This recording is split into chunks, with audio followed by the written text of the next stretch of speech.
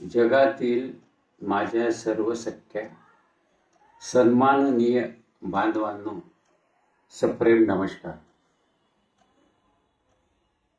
आज मी तुमच्यासमोर एक अत्यंत साधा पण मनाला भिडणारा आणि विचार करायला भाग पाडणारा विषय मांडणार, तो म्हणजे परंपरा आणि बदल यांचा समतोल. आपण सर्वजण परंपरांना मान देणारे आहोत. आपल्या संस्कृतीने आपल्याला प्रेम दिले, बंधुत्व दिले, आदर दिला आणि सर्वात महत्त्वाचे म्हणजे एकमेकाशी जोडून ठेवणारी भावना दिली. पण आज एक प्रश्न आपण स्वतःला विचारायला हवा की आपण परंपरा पाळतोय की फक्त सवय म्हणून त्या करतो. आपण जे करतो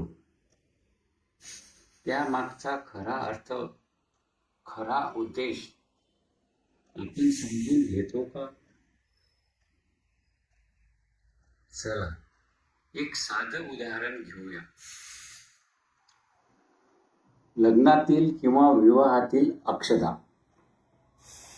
अक्षता टाकण्यामागची भावना खूप सुंदर आहे. ती म्हणजे नवदाम्पत्याचे जीवन अखंड, सुखी आणि समृद्ध हो. पण आज आपण स्वतःला विचारूया, आपण खरंच आशीर्वाद देतो आहोत की फक्त एक परंपरा पूर्ण करतो आहोत? कारण वास्तव काय आहे? एका बाजूला जगात अजूनही अनेक लोक आहेत ज्यांना 2 वेळचे अन्न मिळणे कठीण आहे, आणि दुसऱ्या बाजूला आपण अन्नाचा अपव्यय म्हणजे नासाडी करतो. हे दृश्य पाहून आपल्या मनाला प्रश्न पडत नाही का? मित्रांनो, बदल म्हणजे परंपरेचा अपमान नाही. बदल म्हणजे परंपरेचा विकास आहे. जर आपण अक्षताच्या ऐवजी फुलांचा वापर केला किंवा टाळ्या वाजवून आनंद व्यक्त केला किंवा मनापासून 2 प्रेमळ शब्द बोलून आशीर्वाद दिला, तर भावना कमी होतात का? नाही. उलट त्या अधिक जिवंत, अधिक प्रामाणिक आणि अधिक अर्थपूर्ण होतात. आज काळ बदलला आहे. ज्ञान आपल्या हातात आहे आणि म्हणूनच जबाबदारीही आपल्या हातात आहे.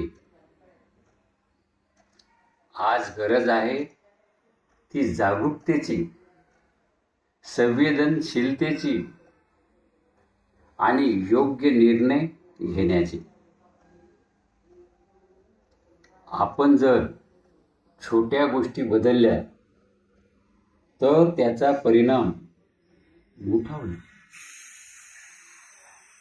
आपण जर अन्न वाचवलं तर ते कुणाच्या तरी पोटात जाईल.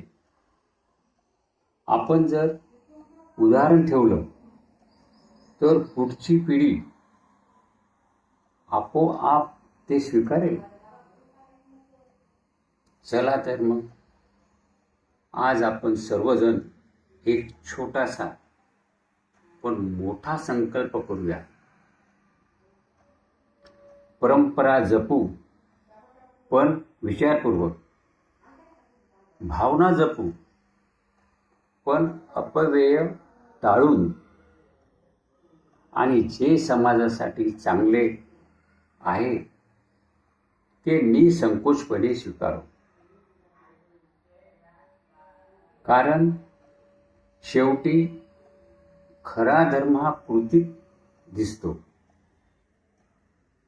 खरी संस्कृती ही मानवतेत दिसते. आणि खरा बदल हा आपल्या विचारातून सुरू होतो. धन्यवाद.